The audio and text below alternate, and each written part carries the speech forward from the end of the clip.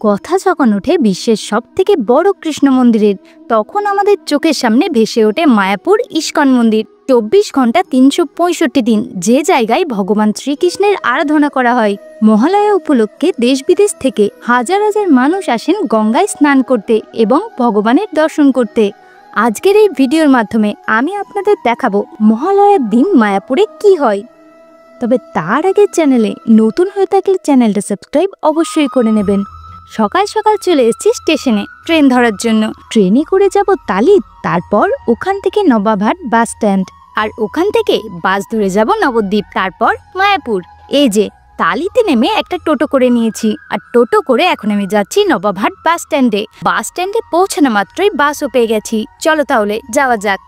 এখান থেকে নবদ্বীপের দূরত্ব 65 কিলোমিটার, আর সময় লাগবে আনুমানিক ওই 2.5 ঘন্টা মতো।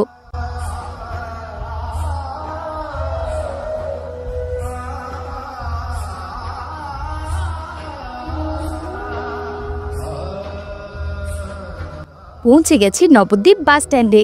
এবার এখান থেকে একটা টোটো করে নেব নবদ্বীপ ফেরিঘাট যাবার জন্য। চলো 20 টাকা ভাড়া দিয়ে এখন আমি যাচ্ছি ফেরিঘাটের দিকে। লঞ্চের টিকিট 10 টাকা আর নৌকার 5 টাকা। আস্তে করতে একটা লঞ্চ কিন্তু ছেড়ে বেরিয়ে গেল। চলো এখন অপেক্ষা করি পরেরটার জন্য। এইদিকে একটা নৌকা রয়েছে, যেটা ওই 5 টাকার টিকিট বললাম। ওই যে মায়াপুর থেকে লঞ্চটা এসে গেছে। চলো এবার যাই।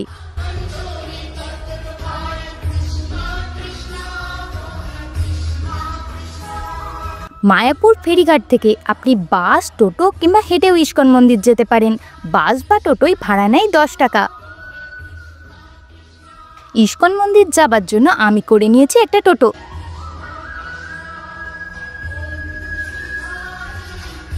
ওই যে সামনে দেখা যায় ইস্কন মন্দির। আজকের ওয়েদারটা কিন্তু দারুণ সুন্দর, না গরম না ঠান্ডা।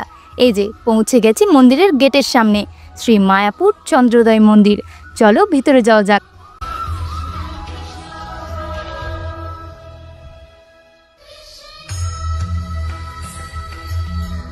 এদিকে এটা গদা ভবনের মহাপ্রসাদের টিকিট কাউন্টার, আর লাইন তো তোমরা দেখতেই পাচ্ছ। আর এখানে হচ্ছে অখণ্ড হরিনাম সংকীর্তন। শিল প্রভুপাদজির পুষ্প সমাধি মন্দির কি অপূর্ব সুন্দর লাগছে দেখতে। যতবার মায়াপুর এসে এই মন্দিরটার সামনে দাঁড়াই, ততবার মনটা এই সৌন্দর্য দেখে ভরে ওঠে। আর এই সৌন্দর্য আরও দ্বিগুণ করে তুলেছে আজকের এই ওয়েদার।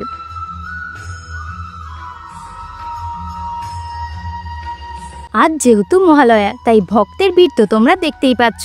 আর এই পাশে রয়েছে বিশ্বের সবথেকে বৃহত্তম কৃষ্ণ মন্দির শিল প্রভুপাদজির পুষ্প সমাধি মন্দিরে। প্রবেশ করতে গেলে আগে তোমাদের জুতো, মোবাইল ফোন জমা রেখে তারপরেই প্রবেশ করতে হবে। এই মন্দিরে প্রবেশ করতে গেলে কোনো রকমের কুপন বা টিকিট লাগে না, তবে মন্দিরের উপরে উঠতে চাইলে টিকিট কেটে তবেই ওঠা যায়।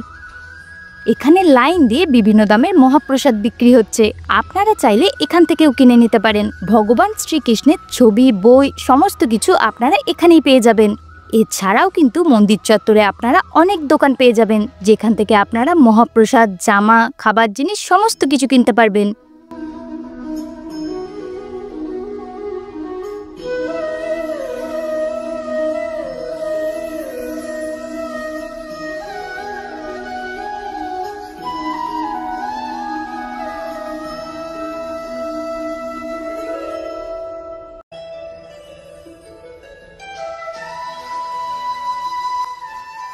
চলুন যাওয়া যাক।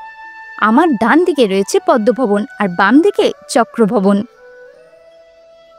মোবাইল ফোন, ব্যাগপত্র জমা রেখে এখন আমি যাব চন্দ্রোদয় মন্দিরের ভিতরে। ওই যে সামনে দেখা যাচ্ছে মোবাইল, জুতো সব জমা রাখার জায়গা। তো চলো মন্দির থেকে বেরিয়ে আবার দেখা হচ্ছে।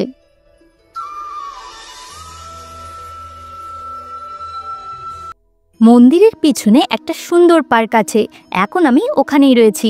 আর এখান থেকে চন্দ্রোদয় মন্দিরের একটা দারুণ দৃশ্য আপনাদের চোখে পড়বে। আপনারা এখানে বসে অনায়াসে ঘন্টার পর ঘন্টা কাটিয়ে দিতে পারবেন, কারণ এই জায়গাটা এতটাই সুন্দর। আর আজকের ওয়েদার, এই আকাশ, ভক্তদের সমাগম চারিদিকে সৌন্দর্যকে যেন দ্বিগুণ করে তুলেছে।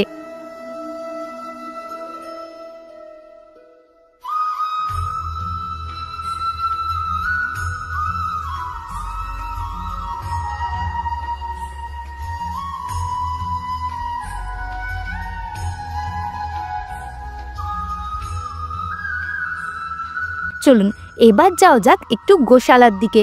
ভাবছি গরুর গাড়ি করে যাব, টোটো অটো তো হরদমই চাপছি।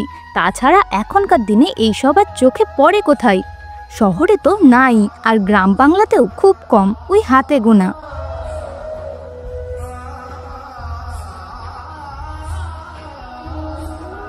এই 400 মিটারের রাস্তা আজীবন মনে গাঁথা থাকবে।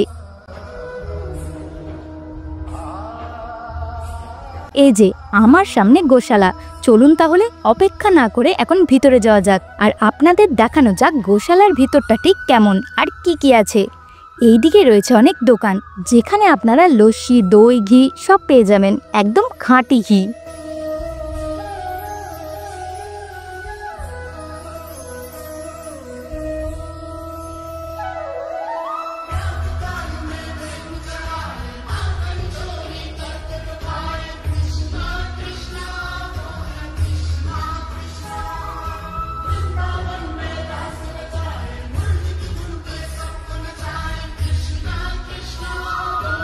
দেবীপক্ষের শুরুতেই মায়াপুর, তার সাথেই আকাশ যেন নতুন সাজে সেজে উঠেছে।